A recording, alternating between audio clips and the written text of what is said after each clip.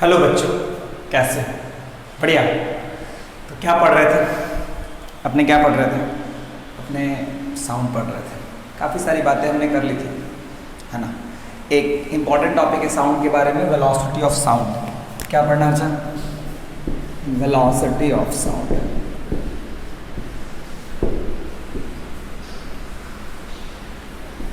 है ना। Velocity of sound का क्या कॉन्सेप्ट है? देखो, होता क्या है कि जब साउंड ट्रैवल करता है तो वेलोसिटी ऑफ साउंड मतलब एनर्जी किस रेट से प्रोपगेट कर रही है। तो काफ़ी सारी बातें हमने कर ली थी लास्ट क्लास में, साउंड के बहुत बेसिक एस्पेक्ट्स के बारे में बात किए थे। एक जो है ना, साउंड के बारे में बहुत बेसिक सी बातें हैं कि velocity of sound in a medium is under root E by rho. Velocity of sound in a medium is under root E by rho, है ना। देखो कॉन्सेप्ट क्या है बच्चा, है ना। इस टॉपिक को पढ़ाते समय मैं तुमसे बहुत ज़्यादा रीजन के साथ नहीं जाऊंगा, बिकॉज चीज़ें काफ़ी ऐसी हैं जिसको कवर नहीं किया जा सकता है क्लास 9 में। तो जैसे जैसे बस बता रहा हूँ, एक फैक्ट के रूप में याद करना है। जब समय आएगा तो अच्छे से बात करेंगे आंसर के टर्म्स में। ये ई क्या है बच्चा? ई क्या है?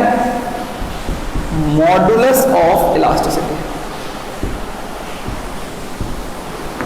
जैसे क्या होता है,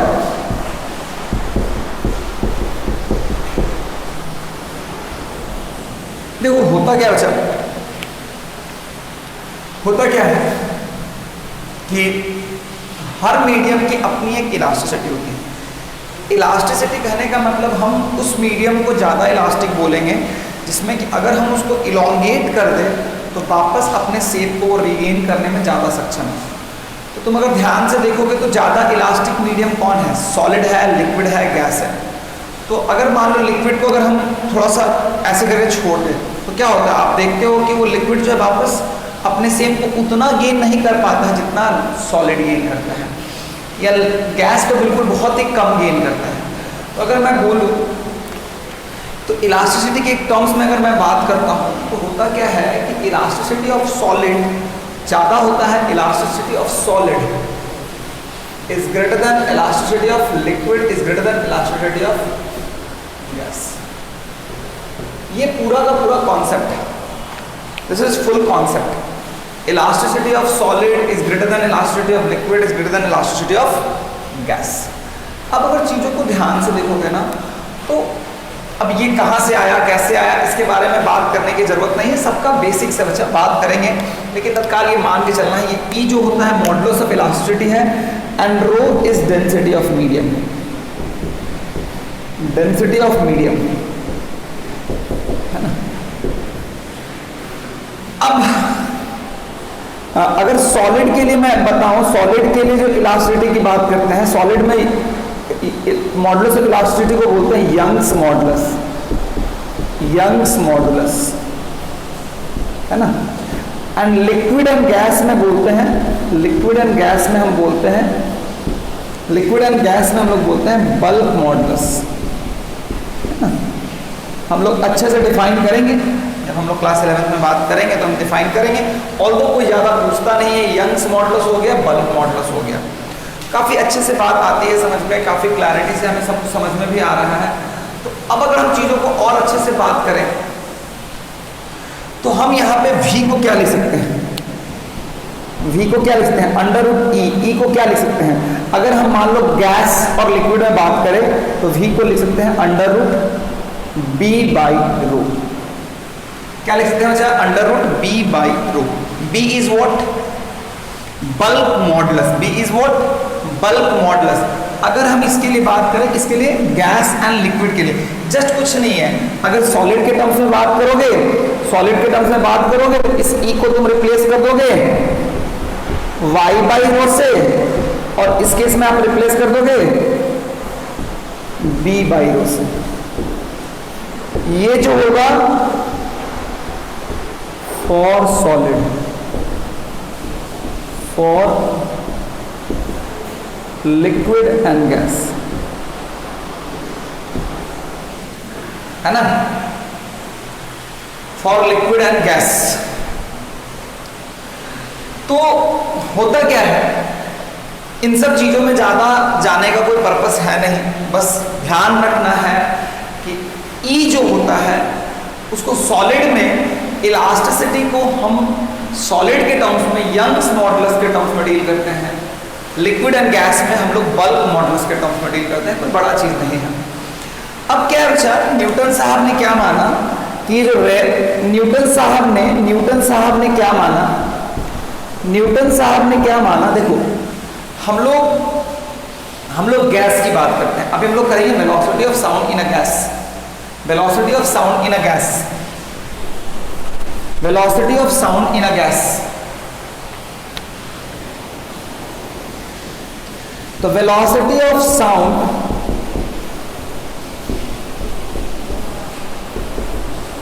इन अ गैस, तो न्यूटन साहब ने माना कि compression and rarefaction, compression and रेरिफैक्शन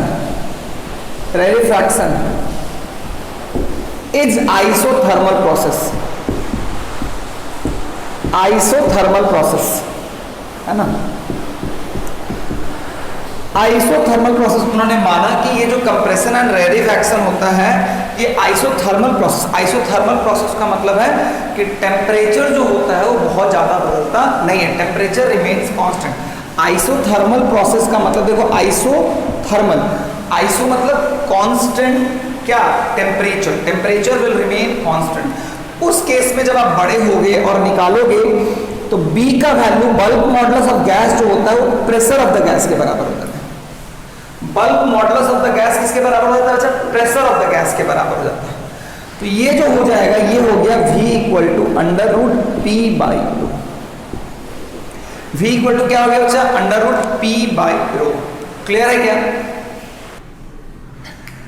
तो समझ में मेरी जो बात आनी चाहिए कि जो बल्क मॉडुलस है गैस का वो प्रेशर के बराबर हो जाता है अगर हम कंप्रेशन एंड रेरिफैक्शन को आइसोथर्मल माने।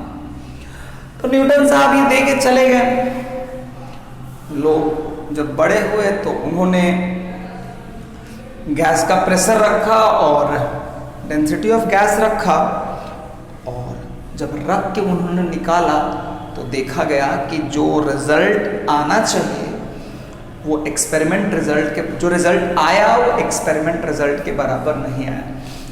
तो लोग अपने थेसिस को देते हैं, देखो कोई भी चीज़ को मेजर करने का दो तरीका होता है, या तो आप उसको इस फॉर्मूले से निकालो और या तो आप मेजर करके आप निकाल सकते हो। लाइक मैंने बोला कितनी देर बाद मुझे साउंड सुनाई देगा, इस तरह से आप निकाल सकते हो कि साउंड एक्चुअली आपको कितनी देर बाद सुनाई दे रही है। मेरा कहने का सिंपल सा आपसे इतना ही मीनिंग है बच्चा कि चीज़ों को आप मेजर भी कर सकते हो और चीज़ों को फॉर्मूला के थ्रू ही निकाल सकते हो। आप किस फॉर्मूला को यूज करना चाहते हो, जो फॉर्मूला मेजर्ड रिजल्ट के बराबर आए या जो फॉर्मूला मेजर्ड रिजल्ट के बराबर नहीं आए। मेरे लिए सच्चाई तो यही है ना भाई, जो साउंड हमें मेजर्ड करने के बाद जो स्पीड आती है मुझे इस फॉर्मूले से भी वही स्पीड आना चाहिए, लेकिन मेरे को वो स्पीड रिसीव नहीं हुई, इसीलिए इस फॉर्मूले को हम लोग यूज नहीं करेंगे। इनफैक्ट उनकी ये थ्योरी जो है, उन्होंने जो बोला कि compression and rarefaction are isothermal process, ये भी सही नहीं हुआ। अब क्या बचा, बाद में और भी लोग आए, है ना, लैप्लेस करेक्शन करके एक और साइंटिस्ट आए, उन्होंने क्या बोला, उन्होंने ये बोला कि compression and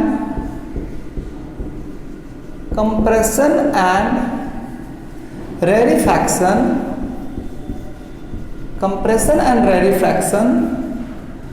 are adiabatic process.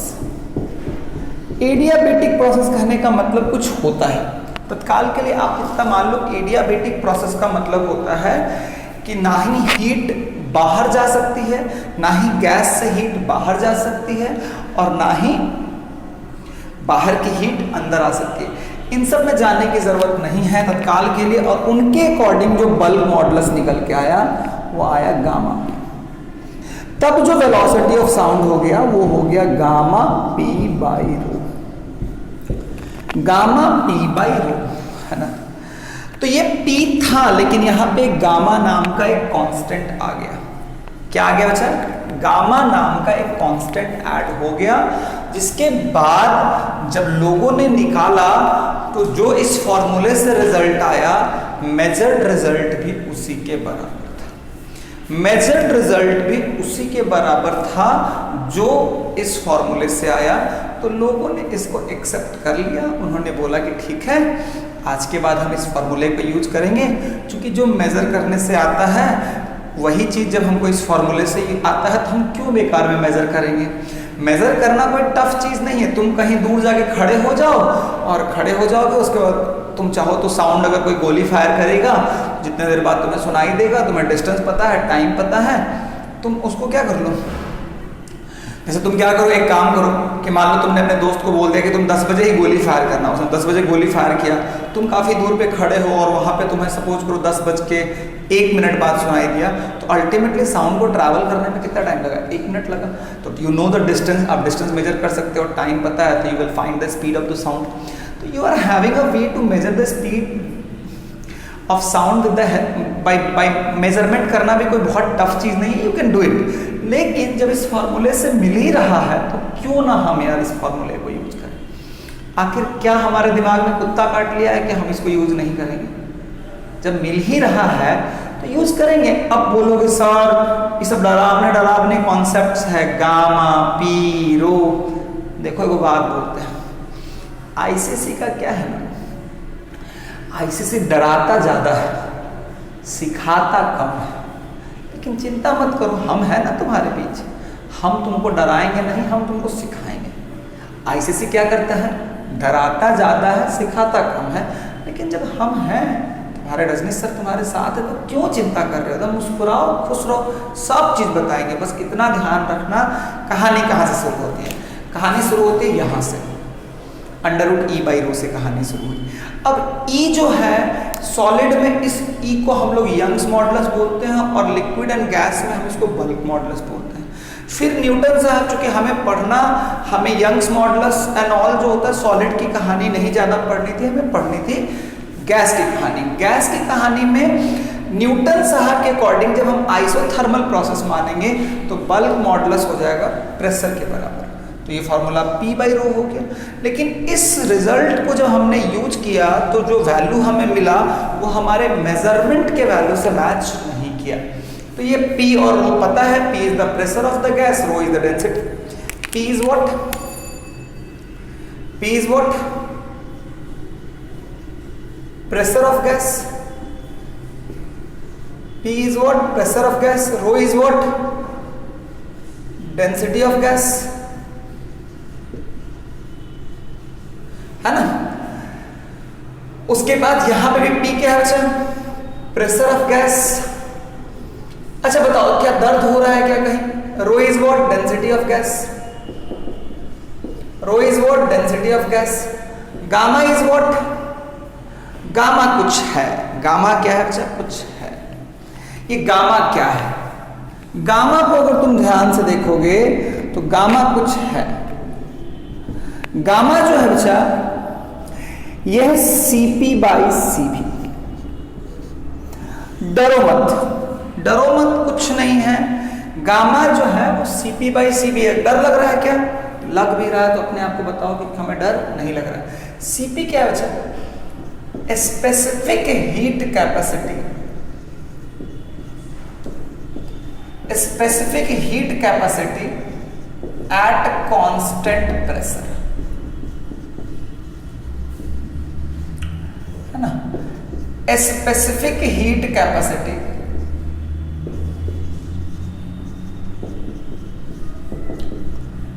At constant volume. कहने का कुछ पर्पस है। देखो, CP/CV से डरना नहीं है, मैं क्या बोलना चाहता हूं उसको थोड़ा ध्यान से सुनना। देखो, जब मैं क्या कहना चाहता था, मैं आप लोगों को बस इतनी सी बात बताना चाहता हूं कि जो जो टर्म है इससे परेशान नहीं होना है। तो अब इससे डर लग रहा है, पी बाई रो से नहीं है, लेकिन ये तो बेकार फॉर्मूला है। तो अच्छा वाला फॉर्मूला यहाँ है, इस वाला ये बेकार है, तो अच्छा वाला फॉर्मूला को देखें कैसा लग रहा है, देखने में अच्छा लग रहा है। पी भी मिला, रो भी मिला है, और गामा, कितना खूबसूरत गामा दिखाई दे रहा है, बहुत बढ़िया गामा भी मिल गया यहाँ पे। लेकिन ये जो गामा है इसके बारे में थोड़ा जानोगे ना भाई, नया मेहमान आया है हम लोग के बीच में, थोड़ा जानते हैं क्या है। ध्यान से देखे तो गामा जो है ना बच्चा, इसको हम लोग बोलते हैं सीपी बाई वी। सीपी एक रेशियो है जो कांस्टेंट होता है। ये क्या होता है बच्चा, एक कांस्टेंट है ना, एक कांस्टेंट वैल्यू है सीपी। सीपी क्या है बच्चा, specific capacity, specific heat capacity at constant pressure. इसका मतलब क्या है कि आप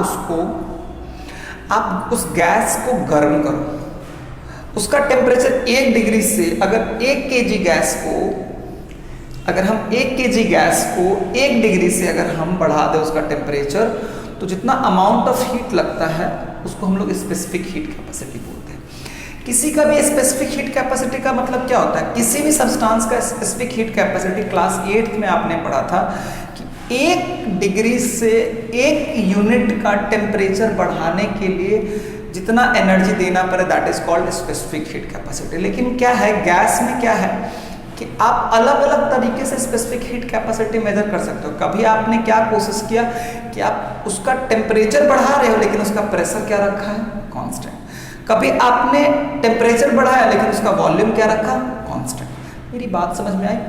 तो मतलब जैसे कि हम उस गैस का 1 डिग्री से 1 केजी का जो टेम्परेचर बढ़ा रहे हैं, लेकिन जब प्रेशर कांस्टेंट है तो उसमें हीट अलग लग रहा है, वॉल्यूम जब कांस्टेंट है तो उसमें हीट अलग लग रहा है। तो ये Cp और Cv वही है। तो Cp बाई Cv का जो रेशियो होता है वो क्या कहलाता है बच्चा, Cp बाई Cv का जो रेशियो होता है वो क्या कहलाता है बच्चा, गामा कहलाता है। Cp बाई Cv का जो रेशियो होता है वो क्या कहलाता है बच्चा, गामा कहलाता है। क्या कहलाता है बच्चा, गामा। डरो नहीं, डरो नहीं, डरो नहीं। अगर एयर की बात करें, फॉर एयर, अगर मैं बात करूं for air gamma is equal to 1.4। क्या कुछ दर्द है? अरे भाई क्या दर्द होगा भाई, गामा एक कांस्टेंट वैल्यू है ना। तो गामा का वैल्यू 1.4 इंटू पी बाई रो, अगर एयर में बात करना है ना बच्चा। और अगर डिफरेंट गैसेस होंगे तो उसके लिए गामा का वैल्यू बदलेगा। गामा का वैल्यू अगर बदलेगा तो मेरा V का भी वैल्यू बदल जाएगा। तो कुछ बच्चे बोल रहे हैं सर काफी नए मेहमान आ गए हैं, एक बार थोड़ा और स्वागत करा दीजिए सर, हमें अच्छा नहीं लग रहा है मिल के, हमें मिले तो लेकिन पूरा नहीं मिले। ठीक है, चिंता मत करो, पूर्वक लोग समझा देते हैं। देखो कैसे समझना है, कहानी यहाँ से शुरू होती है। V equal to under root E by rho. अब देखो तो ये मेहमान नए हैं कि पुराने हैं, सर पुराने हो गए हैं। ये E क्या था याद है, इसको हम लोग बोलते थे मॉडुलस ऑफ इलास्टिसिटी। इस मेहमान को solid and liquid and gas तीनों में क्या अलग अलग नाम से जानते हैं? हाँ, सॉलिड में इसको हम लोग जानते हैं Young's modulus of elasticity, liquid and gas में जानते हैं बल्क मॉडुलस ऑफ इलास्टिसिटी। अब क्या हुआ कि ये हमारा बेसिक फार्मूला था, यही बेसिक फार्मूला है। यहाँ पे हमने सॉलिड लिक्विड में, ये मतलब लिक्विड एंड गैस में इसका इस ई का नाम बदल गया, उसको बल्क मॉडुलस बोल दिए, और गैस सॉलिड में उसको हम लोगों ने यंग्स मॉडुलस बोल दिया। अब क्या हुआ देखो भाई, न्यूटन साहब एक ऐसे साइंटिस्ट है जिनको हर जगह मुंह मारने की आदत थी। वो शांति से बैठे नहीं, कहीं इज्जत भी कमाए तो अपना इज्जत बर्बाद कर दिए, उस साउंड में भी अपना मुंह घुसा दिए, अपना मुंह घुसा गए, नाक कटा के वापस लौट गए। उन्होंने बोला आइसोथर्मल प्रोसेस है, तो लोगों ने उनकी बात माना, फॉर्मूला उन्होंने बना के दिया, मेजर किया तो मैच नहीं किया, हो गए बेइज्जत। अब जैसे ही किसी को बेइज्जती होता है तो लोगों को क्या लगता है, अच्छा लगता है। अब जैसे ही इनकी बेइज्जती हुई, बड़े साइंटिस्ट थे, भगवान के रूप में जाने जाते थे, जैसे ही बेइज्जती हुई इनकी, वैसे ही लाप्लास साहब को लगा नाम कमाने का अच्छा मौका है, न्यूटन हुआ रे बदनाम, अब चलो हम कमाए रे नाम। तो लाप्लास साहब जुट गए नाम कमाने में, उन्होंने लगा दिया दिमाग लगा के उन्होंने सही रिजल्ट दे दिया। और उन्होंने बोला कि देखो ये न्यूटनवा जो बोलता है ना वो झूठ बोलता है, वो न्यूटनवा जो बोला वो झूठ बोला। वो क्या बोला बचवा, वो ये बोल रहा है कि आइसोथर्मल है। आइसोथर्मल मत मानो, आइसोथर्मल, देखो बच्चा पूछ रहा सर आइसोथर्मल का क्या मतलब होता है, मतलब ऐसा प्रोसेस जिसमें कि टेम्परेचर कांस्टेंट माना जाता है। तो रेरिफैक्शन एंड कंप्रेशन जो होता है, ये जो साउंड जब ट्रैवल करता है तो रेरिफैक्शन एंड कंप्रेशन जो होता है ना, उसको उन्होंने आइसोथर्मल मान करके, मतलब टेम्परेचर कांस्टेंट मान के बल्क मॉडुलस को प्रेशर के बराबर कर दिया। बल्क मॉडुलस को किसके बराबर कर दिया, प्रेशर के बराबर कर दिया। समझ में आ रहा है कि नहीं आ रहा है। तो लाप्लास साहब बोले हुआ न्यूटन रे फेल, चलो हम कमाए रे, हम नाम कमाए। इसके चक्कर में वो आगे भिड़ गए, अपना वो भी अपना मुंडी घुसा के बैठे। उनका भी नाक कटना था, लेकिन उनकी नाक की तो कोई कीमत थी नहीं, कट भी जाती तो कौन जानता। वो अपना दिमाग लगाए, उन्होंने बोला एक काम करते हैं, देखो भाई ये रेरिफैक्शन एंड कंप्रेशन को ना, ये न्यूटनवा क्या मान लिया आइसोथर्मल, लेकिन इसको आइसोथर्मल मत मानो, ये इतना जल्दी होता है कि इसको क्या मानो, एडियाबेटिक। एडियाबेटिक ये वो नया टर्म आ गया तुम्हारे जीवन में, इसको भी इंट्रोड्यूस कर देते हैं। जैसे आइसोथर्मल का मतलब होता है कि प्रेशर विल रिमेन कांस्टेंट, वैसे एडियाबेटिक का मतलब होता है कि उस गैस से ना ही हीट बाहर जाएगी, सराउंडिंग में जाएगी, और ना ही हीट गैस को मिलेगी। कहने का मतलब है कि adiabatic is a such kind of process where heat exchange surrounding and gas के बीच में नहीं होगा। एडियाबेटिक प्रोसेस मान के जब उन्होंने बल्क मॉडुलस निकाला तो वो आया गामा पी के बराबर। गामा पी के बराबर लोगों ने गए दौड़े लोगों को बताया, मैंने ढूंढ लिया। लोगों ने बोला पहले प्रूफ तो करो, उन्होंने प्रूफ वगैरह किया और वो रिजल्ट मैच कर गया, मेजर्ड रिजल्ट से मैच कर गया। जय जयकार लगी, लाप्लास करेक्शन, लाप्लास भाई साहब जिंदाबाद, ऐसे काफी सारे जयकारे लगने शुरू हो गए। तो ये गामा पी बाई रो हो गया। अब फिर तुम्हारे जीवन में एक गामा नाम का एक नया आदमी आ गया। गामा कुछ नहीं है, देखो गैस में पी का होता है प्रेशर, रो क्या होता है गैस की डेंसिटी, ये गामा का है। गामा को डरो मत बचवा, देखो हम तुम्हें बहुत अच्छे समझाते हैं। गामा से डरोगे ना तो तुम्हें गामा डराएगा, लेकिन अगर गामा को आंख निकाल के देखोगे तुम डरेगा मुझसे, तुम उसको बोलोगे तुम मुझे डराओगे, एक बार जाकर उसको देखो तो तुमको डरा रहा है। देखो हम बताते हैं, ये गामा कुछ नहीं है, कांस्टेंट है। हर गैस के लिए ये वो गामा होता है। अभी गामा क्या है भाई, तो Cp/Cv, इस Cp/Cv कुछ नहीं है, डरो नहीं। तुम लोगों ने 8th में स्पेसिफिक हीट कैपेसिटी पढ़ा था कि नहीं पढ़ा था, पढ़ा था। तो स्पेसिफिक हीट कैपेसिटी क्या है, यूनिट डिग्री से टेम्परेचर इंक्रीज, यूनिट मास का यूनिट डिग्री से टेम्परेचर इंक्रीज करने के लिए जो हीट लगता है वही स्पेसिफिक हीट कहलाती है, यही ना। यूनिट मास का यूनिट डिग्री से टेम्परेचर इंक्रीज करने में जो एनर्जी लगती है उसको क्या बोलते हैं, उसको हम लोग बोलते हैं स्पेसिफिक हीट कैपेसिटी। लेकिन ये गैस का क्या है ना भाई, गैस में वो दिक्कत है, गैस में कभी तुम चाहो तो हीट दोगे, मतलब उसका टेम्परेचर बढ़ा रहे हो, कैसे, प्रेशर कांस्टेंट करके, उसका टेम्परेचर बढ़ा रहे हो वॉल्यूम कांस्टेंट करके, मतलब अलग अलग तरीके से आप उसका टेम्परेचर बढ़ा सकते हो। तो अगर हम प्रेशर कांस्टेंट करके अगर हमने हीट दिया है तो 1 यूनिट गैस का 1 डिग्री से टेम्परेचर बढ़ाने में जो एनर्जी लगेगा वो हमारा होगा Cp। देखो वहां पे P मतलब प्रेशर कांस्टेंट, Cv 1 यूनिट का टेम्परेचर 1 डिग्री से बढ़ाने के लिए जितना अमाउंट ऑफ एनर्जी लगेगा उसको हम लोग क्या बोलेंगे, Cv। अगर वॉल्यूम कांस्टेंट है तो गामा आ गया। हर गैस के लिए गामा अलग अलग होता है। तो अल्टीमेटली हम तुमको एयर वाला चुपके से बताते हैं, एयर के लिए गामा क्या होता है, एयर के लिए जो गामा होता है हम लिख दिए 1.4 होता है। क्या होता है बच्चा, 1.4 होता है। तो इस तरह से निकाला गया, लोग खुश हो गए, काफी पार्टी साटी हुआ। लाप्लास साहब भी बड़े खुश हुए, न्यूटन को हरा दिया, न्यूटन का भी नाक कटा। वो हर जगह जो नाक घुसाने की आदत थी, नाक कट गया, अब जिंदगी में शांत हो गया, है ना। तो इसीलिए हर जगह पे नाक घुसाना नहीं चाहिए, नहीं तो नाक कट जाएगा तो फिर कहीं इज्जत दिखाने कहीं के रहोगे नहीं। कंसेप्ट क्लियर हो गया। अब अगर मुझसे पूछोगे भी तो मेरे पास अब हिम्मत है नहीं बताने के लिए। एक तो रटने वाला टॉपिक था उसको हमने समझाया, रटने वाला टॉपिक 9th के लिए, 11th में मजेदार हो जाता है क्योंकि हर चीज का आंसर मिलेगा। तुम चाहे चिंता करते हो रोबोट, हम जिंदा हैं, तुम्हें पढ़ाएंगे ना, ठीक है। चलो तो क्लियर हो गया बच्चा, बहुत बढ़िया। तो फाइनली अगर हम हमारे लिए एक्सेप्टेबल फॉर्मूला कौन है? हमारे लिए जो एक्सेप्टेबल फॉर्मूला है ये सबसे एक्सेप्टेबल फॉर्मूला ये है, ये मतलब ये है, अगर सॉलिड में जाओगे, सॉलिड में इसको क्या बोलोगे? Under root Y by rho. Liquid and gas में, लिक्विड एंड गैस में under root B by rho, है ना। फिर गैस में, गैस में आप under root gamma P by रो।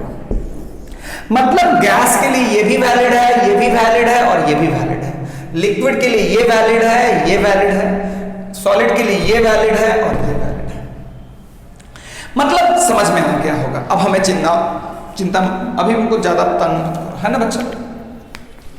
तो चलो हम लोग आगे बढ़ते हैं, मिटाते हैं। काफी सारी बातें हम लोगों ने कर ली, मजा आया होगा, अच्छा लगा होगा, सीखने के बाद कैसा फील आ रहा है? अच्छा फील आ रहा है। बहुत सारे लोग से मिले ना, सबको टाटा बाय बाय करो, बाय बच्चा। सबको गामा को टाटा, ट्रेसर को टाटा, रो को टाटा, टाटा सब जाओ, अब यहाँ से दफा हो जाओ। देखो सिर्फ बोर्ड से टाटा करना, दिमाग से टाटा मत कर देना। दिमाग से टाटा करेगा ना तो फिर ना यही आएगा और तुम्हें भूत बन के डराएगा। इसलिए अभी इसको दोस्त बना लो ताकि भूत भी बने तो भूत मेरा दोस्त है। चलो क्लियर हो गया क्या? बहुत बढ़िया। टाटा सब मिटा दूं, सबको टाटा कर दिया मैंने।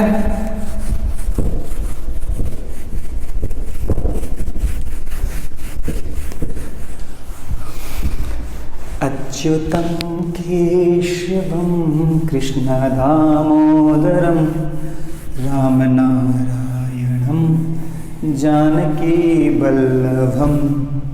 लोग कहते हैं भगवान आते नहीं, तुम मीरा के जैसे बुलाते नहीं। आगे बढ़ते हैं। तो बच्चों कहानी है, हम लोग अब जो पढ़ने वाले हैं फैक्टर्स,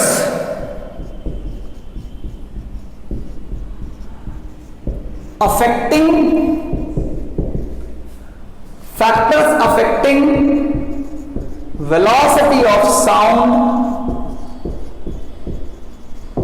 in gas। तो देखो V इक्वल टू क्या था? गामा पी बाई रो, है ना। तो ध्यान से देखोगे तो तुम लोगों ने एक चीज पढ़े होगे, PV इक्वल टू nRT। अगर नहीं पढ़े हो तो आगे पढ़ोगे। ये आइडियल गैस इक्वेशन है। ये n क्या है बच्चा? PV nRT। n को क्या लिख सकते हो? नंबर ऑफ मोल है तो मास बाय मोलर मास लिख सकते हो ना। Mass by molar mass of the gas P equal to m by V mRT। तो m बाय V क्या हो गया? मास बाय वॉल्यूम क्या हो गया? मास बाय वॉल्यूम हो गया, मास बाय वॉल्यूम हो गया डेंसिटी। डेंसिटी हो गया तो डेंसिटी हो गया, density of the Gauss, mass by volume is the density of Gauss. ये मोलर मास इनटू आरटी। तुम ध्यान से देखोगे तो ये रो, अगर तुम ध्यान से देखोगे ना तो क्या हो जाएगा? यहां पे प्रेशर इक्वल टू क्या हो गया? प्रेशर इक्वल टू क्या हो गया बच्चा?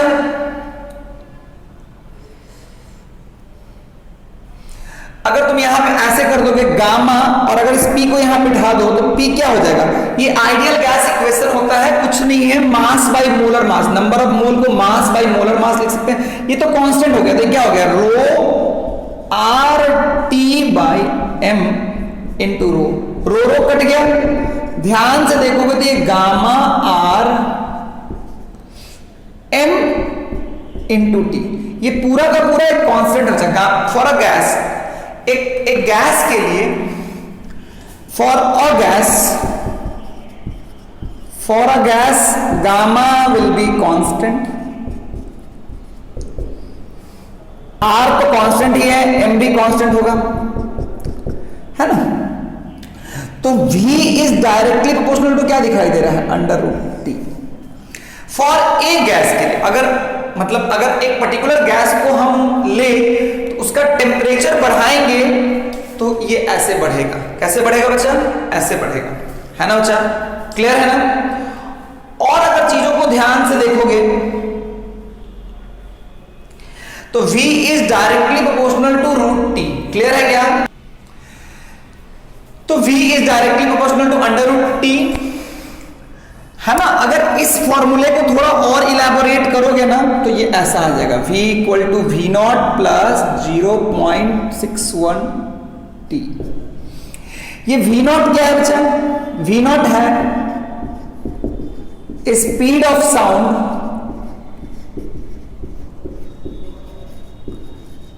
Eight 0 degree Celsius.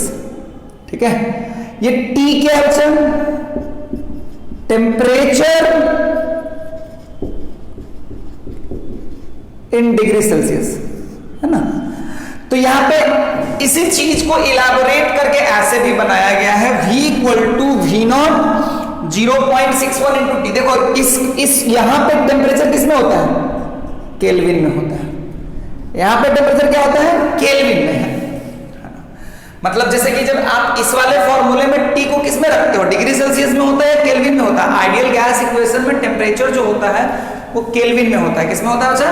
केल्विन में होता है ना? तो रियलिटी में तुम्हें यहाँ पे कुछ बातें जो समझने और सीखने की जरूरत है। चलो इसको भी टाटा बाय बाय करो, एक बार देख लो सब कुछ दिखाई दे रहा है ठीक से। दिमाग से टाटा बाय बाय मत करना, सिर्फ और सिर्फ बोर्ड से टाटा बाय बाय करना है। चलो बच्चों आओ, तभी ना नया मेहमान का स्वागत करोगे बच्चा लोग। हाँ सर। तो देखो हमारे लिए क्या हुआ, हमने इस चीज को थोड़ा इलैबोरेट किया, गामा पी बाई रो। जब हमने इसको इलैबोरेट किया तो हमारे लिए v आ गया directly proportional to root T for a gas. एक गैस के लिए ये डायरेक्टली प्रोपोर्शनल। इसको थोड़ा और इलैबोरेट किया गया तो ये 0.61 इंटू 0.61 टी, है ना? ये क्या है? Velocity at 0 degree Celsius. और ये टी क्या है?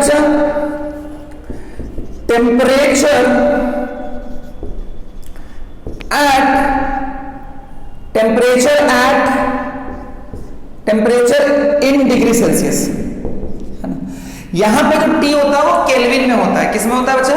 केल्विन में होता है। क्लियर है ना? तो यहां से समझ में आता है velocity of a sound, velocity of sound in a gas is directly proportional to temperature, है ना? अगर तुम ध्यान से देखोगे कि अगर मैं मान लूं कि सारे गैसेस का प्रेशर अगर कांस्टेंट है, तो अगर मैं मान लूं कि प्रेशर को कौन, तो velocity is inversely proportional to क्या बोल सकता हूं? डेंसिटी के इनवर्सली प्रोपोर्शनल भी है ना भाई? डेंसिटी के इनवर्सली प्रोपोर्शनल भी है। मतलब कहने का मतलब है कि यहां पे रो देखोगे तो रो कैसे आ रहा है? डायरेक्टली प्रोपोर्शनल आ रहा है, इनवर्सली प्रोपोर्शनल आ रहा है? इनवर्सली प्रोपोर्शनल आ रहा है, डायरेक्टली प्रोपोर्शनल नहीं आ रहा है। तो डेंसिटी के इनवर्सली प्रोपोर्शनल होता है रूट ऑफ डेंसिटी के इनवर्सली प्रोपोर्शनल होता है रूट ऑफ डेंसिटी के इनवर्सली प्रोपोर्शनल होता है root of temperature in Kelvin के डायरेक्टली प्रोपोर्शनल होता है ना? ये सब सारी बातें समझ में आनी चाहिए। अब अगर ह्यूमिडिटी की बात करते हो, है ना? अगर ह्यूमिडिटी अगर बढ़ता है ना? अगर ह्यूमिडिटी बढ़ता है तो डेंसिटी क्या होता है? घट जाता है। ह्यूमिडिटी जब बढ़ता है, humidity when humidity increases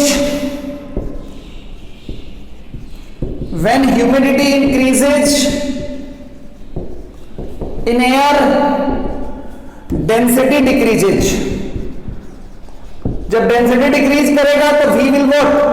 increase करेगा। तो साउंड की वेलोसिटी ज्यादा होती है ह्यूमिड एयर में। साउंड की वेलोसिटी जो होती है वो ज्यादा होती है वो ह्यूमिड एयर में, है ना? क्योंकि density of air, humid air की जो डेंसिटी होती है वो ज्यादा होती है ह्यूमिड एयर की जो डेंसिटी होती है वो ह्यूमिड एयर की डेंसिटी कम होती है। सॉरी, मैं जो भी बोल रहा था वो थोड़ा सा गड़बड़ हो गया होगा, मैं रिपीट कर देता हूं। ह्यूमिड एयर की डेंसिटी नॉर्मल एयर से कम होती है ना? इनफैक्ट 5/8 टाइम्स बोला गया है कि 5/8 टाइम्स होता है। तो जैसे ही रो घटेगा, rho decreases, what will happen, the velocity will increase, है ना। तो ये सब छोटे छोटे फैक्टर्स हैं जिनका ध्यान रखना है। डायरेक्शन ऑफ विंड इस पे भी डिपेंड करता है। अगर सब जिधर साउंड जा रहा है उधर ही हवा चल रही है तो वेलोसिटी विल इंक्रीज, जिधर साउंड जा रहा है अगर उसके अपोजिट हवा चल रही है तो वेलोसिटी विल डिक्रीज। जैसे होता है ना रिवर के केस में, रिवर के अलोंग जाओगे तो तुम तेजी से चलोगे, रिवर के अपोजिट जाओगे तो वो तुम्हारा स्पीड घटा देता है ना बच्चा लोग। ये बात समझ में आई ना, ये क्लियर है क्या, कोई प्रॉब्लम नहीं है ना बच्चा लोग। बहुत बढ़िया।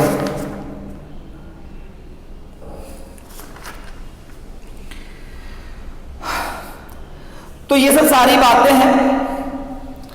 और भी अगर चाहो तो एक बार मैं तुम्हें थोड़ा सा रिकॉल करा दूं किस पे डिपेंड करता है। एक्सप्रेशन से भी समझ में आता है डेंसिटी के इनवर्सली प्रोपोर्शनल होता है। ये मैंने निकाल के दिखाया है, टेम्परेचर के रूट के इनवर्स डायरेक्टली प्रोपोर्शनल होगा। फिर यहीं से ये रिजल्ट निकाला गया है। इस रिजल्ट का डेरिवेशन करने में मेरा कोई खास इंटरेस्ट नहीं है, याद रखना कोई प्रॉब्लम नहीं है। लेकिन यहाँ पे टी केल्विन में है और यहाँ पे टी डिग्री सेल्सियस में है। ये V नॉट किस टेम्परेचर पे है, ये V नॉट जो है ये 0 डिग्री सेल्सियस पे है। किस पे बचा, 0 डिग्री सेल्सियस पे, नियरली 330 मीटर पर सेकेंड होता है। और ये T जो है, ये T क्या है बच्चा, ये T जो है टेम्परेचर किसमें है, हम ये वेलोसिटी T टेम्परेचर पे निकाल रहे हैं, T डिग्री सेल्सियस पे निकाल रहे हैं। किस पे निकाल रहे हैं बच्चा, V at velocity of sound, velocity of sound in T degree Celsius, velocity of sound in T degree Celsius. Clear है क्या बच्चा लोग, कोई प्रॉब्लम तो नहीं है ना, बढ़िया समझ में आ रहा है, अच्छा लग रहा है ना कि कुछ पढ़ा रहा है मास्टर तुम्हें, बहुत बढ़िया सर। तो सब सारी बातें हैं, तो ये सब चीजें हैं, मिटा दो मैं। हाँ, अगर तू ध्यान से देखेगा तो ये फैक्टर्स जो थे वो साउंड के मतलब वेलोसिटी ऑफ साउंड को, velocity of sound in air को affect, velocity of sound in air किस पे डिपेंड करता है, डेंसिटी पे डिपेंड करता है, टेम्परेचर पे डिपेंड करता है, ह्यूमिडिटी पे डिपेंड करता है, विंड के डायरेक्शन पे डिपेंड करता है। Am I clear, yes sir, am I clear, yes sir, समझ में आया बच्चा, यस सर, बहुत बढ़िया।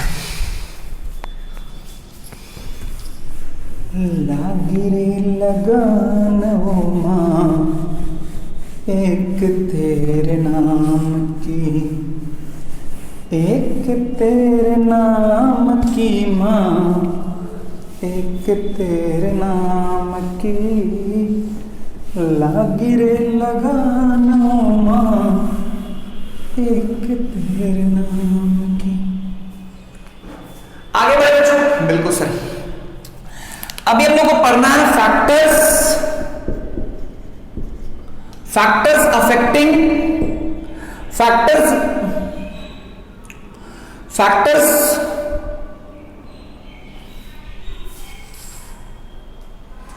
नॉट अफेक्टिंग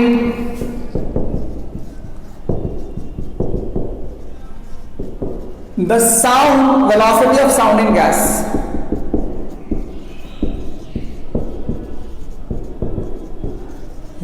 लागी रे लगान ओ माँ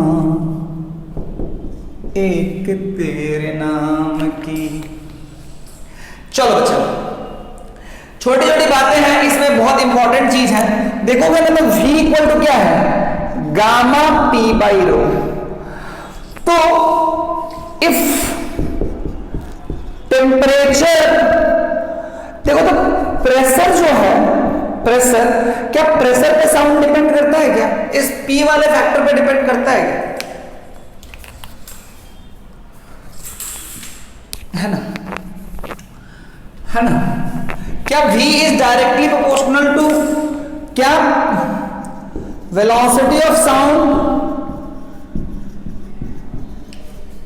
velocity of sound depends on pressure of gas.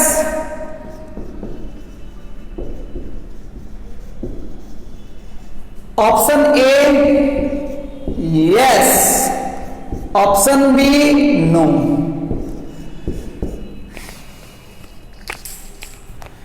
गीत तेरे गाए बिना भक्ति नहीं जागती, मन में बसाए बिना शक्ति नहीं जागती। हे माँ, हे माँ भगवती कहूँ की अम्बा, भगवती कहूँ की अम्बा। आगे बढ़ते देखो, इस क्वेश्चन का आंसर अगर कोई 9th में पूछे तो बोलना है यस, नो। लेकिन जनरली देखो बात समझ में आना चाहिए, होता क्या है बच्चा, रियलिटी में मैं तुम्हें क्या बता रहा हूं, ये अगर तुमको याद है PV इक्वल टू NRT मैंने करवाया था, इसको मैंने ऐसे लिखा था PV इक्वल टू M/MRT। तो ये PV इक्वल टू क्या हो गया, ये mass by volume, mass by volume MRT है ना, ये रो हो गया था, तो P by rho equal to 1/MRT। तो P बाई रो, तुम सिर्फ P को मत देखो, P के नीचे जो रो है उसको भी देखो। तो P के नीचे अगर रो देखोगे ना तो ये क्या हो जाता है बच्चा, ये ऐसा हो जाता है,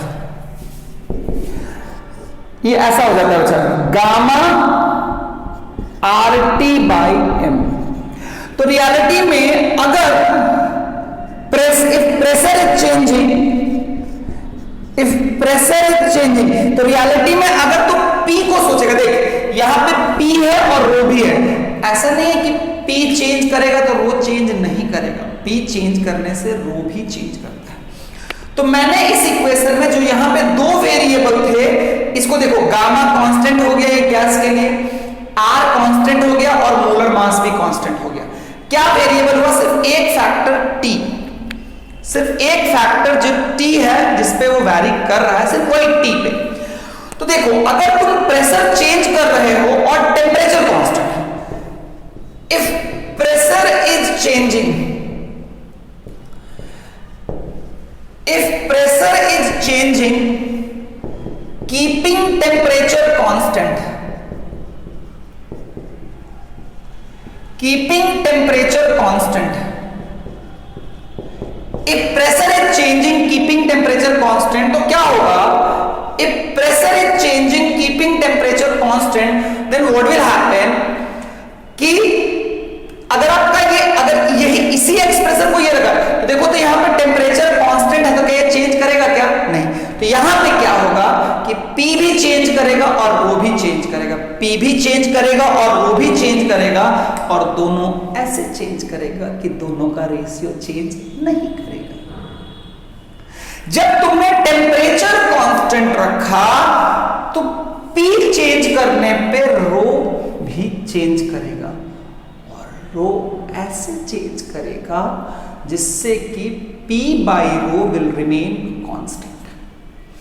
तो if it will remain constant the velocity of sound will not change. But अगर हम प्रेशर चेंज कर रहे हैं, अगर हम प्रेशर चेंज कर रहे हैं और मेरा टेम्परेचर कांस्टेंट नहीं है, तो चूंकि प्रेशर चेंज कर रहे हैं और टेम्परेचर, अगर टेम्परेचर वेरिएबल हो गया तो पक्का ही चेंज करेगा। क्योंकि देखो यहां पे दो वेरिएबल था, यहां एक वेरिएबल है, इसमें तो ये और ये कांस्टेंट सिर्फ यही बचा हुआ है ना भाई, सिर्फ यही बचा हुआ है ना भाई, टेम्परेचर ही बचा हुआ है ना भाई। कोई तो बोलो यार, दिल दर्द कर रहा है, समझ में आ रहा है, नहीं आ रहा है, नहीं आ रहा है, आना चाहिए ना बच्चा, कब तक यूं क्यों तरपाते रहते हो यार, समझ लो ना। वो चीख चीख के बोल रहा है कि इस एक्सप्रेशन में सिर्फ इसको मत देखो, नीचे वाला जो बैठा हुआ राक्षस है P चेंज करने पे रो भी चेंज करेगा। तो देखो रियलिटी में इसी को मैंने इसके टर्म्स में लिख दिया। तो अगर T कांस्टेंट है इसका मतलब P बाई रो का रेशियो क्या हो गया, कांस्टेंट। अगर T वेरिएबल है इसका मतलब तुम प्रेशर चेंज करोगे तो तुम्हारा, अगर टेम्परेचर कांस्टेंट नहीं है और तब प्रेशर चेंज कर रहे हो तो तुम्हारा वेलोसिटी ऑफ साउंड चेंज करेगा। लेकिन 9th आईसीसी में क्या माना गया है, 9th आईसीसी में आपके बुक में दिया गया है कि वो P पे डिपेंड नहीं करता है। मतलब 9th आईसीसी में जो आपको दिया गया है वो उसी केस में दिया गया है जहां पे उस केस को कंसिडर किया गया है जब प्रेशर चेंज कर रहा है कीपिंग द टेम्परेचर कांस्टेंट। मैं तुम्हें फिर से एक बात बताता हूं जहां तुम भटकोगे कि इसी चीज को मैंने ऐसे लिखा है, तो यहां पे दो वेरिएबल है, यहां पे ये वेरिएबल है, तो तुम्हें कभी भी कोई बोले प्रेशर चेंज कर रहा है तो वेलोसिटी चेंज करेगा या नहीं करेगा, तुम उनसे ये पूछ लो ना भाई टेम्परेचर क्या कर रखे हो, टेम्परेचर बता दो ना, बाकी क्यों कंफ्यूज करते हो, एक छोटी सी बात के लिए क्यों इस बच्चे की जान लेने की कोशिश कर रहे हो, सिर्फ पूछो बताओ टेम्परेचर कांस्टेंट है कि नहीं है, कांस्टेंट है तो प्रेशर चेंज करेगा तब भी वेलोसिटी कांस्टेंट रहेगा, अगर टेम्परेचर कांस्टेंट नहीं है तो प्रेशर चेंज करेगा तो भी वो वेलोसिटी चेंज करेगा, है ना। ये पूरी बात क्लियर हो गई, है ना, पूरी बात क्लियर हो गई। ये छोटी छोटी बातें थी, इसके बारे में हमने काफी सारी बातें कर ली, है ना। एक्सपेरिमेंटल डिटर्मिनेशन ऑफ साउंड है वो पढ़ लीजिएगा, कुछ नहीं है ना। एक्सपेरिमेंटल डिटर्मिनेशन ऑफ साउंड है वो कोई बड़ी बात नहीं है ना। एक्सपेरिमेंटल डिटर्मिनेशन ऑफ साउंड जो है वो बहुत छोटी सी चीज है। मान लो होता क्या है, देखो मान लो यहाँ पे एक आदमी है ना, यहाँ पे एक आदमी है जिसने कि सपोज करो कुछ, मान लो इसके हाथ में एक बंदूक था, इसने मान लो कि कोई गोली फायर कर दी, है ना। तो क्या होगा कि अगर ये डिस्टेंस डी है ना, तो सपोज करो साउंड, इसने गोली फायर किया मान लो 10 बजे, इसको सुनाई दिया, इसको गोली फायर किया 10 बजे, इसको सुनाई दिया और इसको सुनाई दिया 10:30 पे, 10 मतलब आफ्टर 30 सेकेंड, तो टाइम कितना हो जाएगा, तो वेलोसिटी क्या हो जाएगा, मान लो टी टाइम बाद सुनाई दिया तो वेलोसिटी ऑफ साउंड क्या हो जाएगा, डी बाई टी।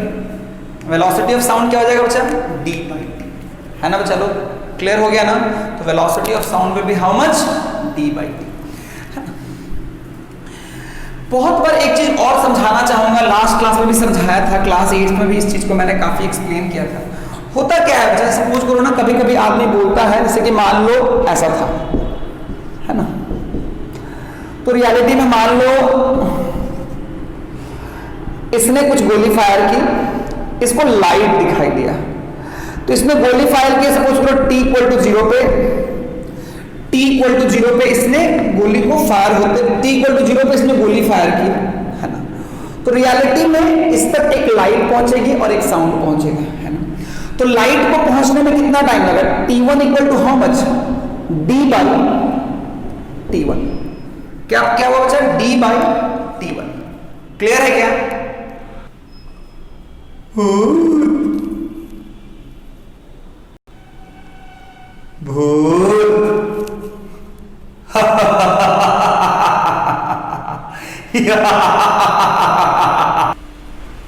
मैं क्या बोल रहा हूं कि ये जो लाइट पहुंचा t1 = d by t1 time में, एंड सपोज करो टाइम कितने देर में पहुंचा, t2 = d by t2 time में। तो देखो गोली फायर हुई t = 0 में, हमें दिखाई दिया t1 = d बाई t1, है ना, d by velocity of light, और ये हो गया वेलोसिटी ऑफ साउंड, है ना। तो t1 हो गया d by velocity of light and t2 हो गया d by velocity of sound. देखो ये इतना, देखो रियलिटी में गोली चली t = 0 में, इसको दिखाई कब देगा, जब लाइट यहां पहुंचेगी तब। तो लाइट पहुंची d by velocity of light and t2 = d by velocity of sound. ये जो होता है ना बच्चा, ये ऑलमोस्ट 0 होता है, t1 = ऑलमोस्ट 0। तो रियलिटी में देख, तो जिस समय दिखाई दिया और जिस समय दिखाई दिया, अब होता क्या है कि t1 is very very small, t1 is very very small, so we also consider t1 = 0। चूंकि t1 बहुत छोटा है इसलिए हम लोग t1 को क्या मान लेते हैं, 0 पे ही मान लेते हैं। यानी मान लेते हैं, हम ये मान के चलते हैं कि जिस समय गोली चली हमें उसी समय दिखाई दिया, मतलब जिस समय हमें लाइट दिखाई दे रहा है गोली उसी समय फायर हुई है। मेरी बात समझना, मैं क्या बोल रहा हूं कि लाइट का speed, velocity of light is much much greater than velocity of sound. इसीलिए क्या होता है कि जिस समय गोली चली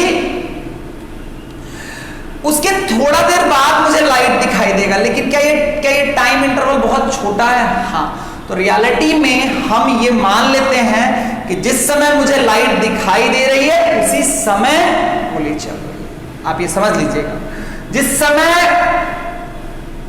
समय ये बात मैं इसलिए बता रहा हूं क्योंकि ये T2 क्या है, गोली चलने के बाद T2 टाइम के बाद ही सुनाई दिया है।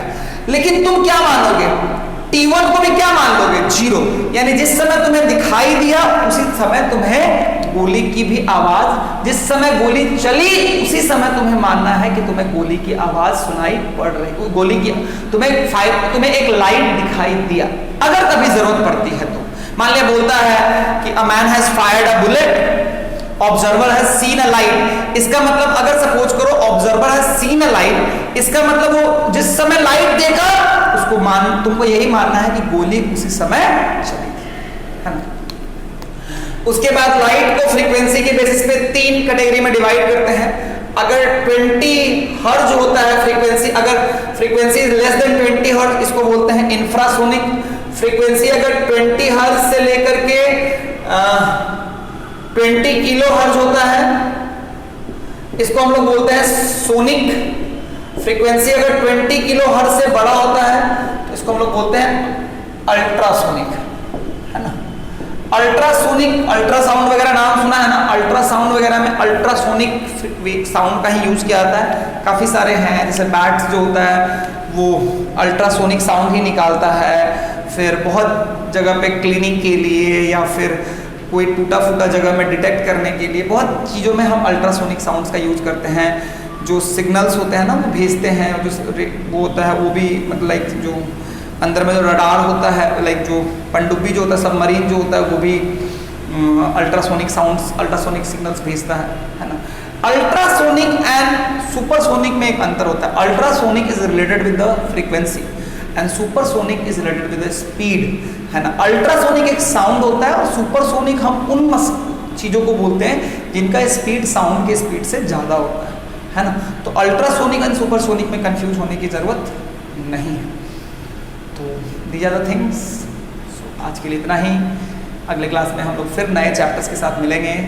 तब तक के लिए टाटा, बाय बाय बच्चा लोग, बाय।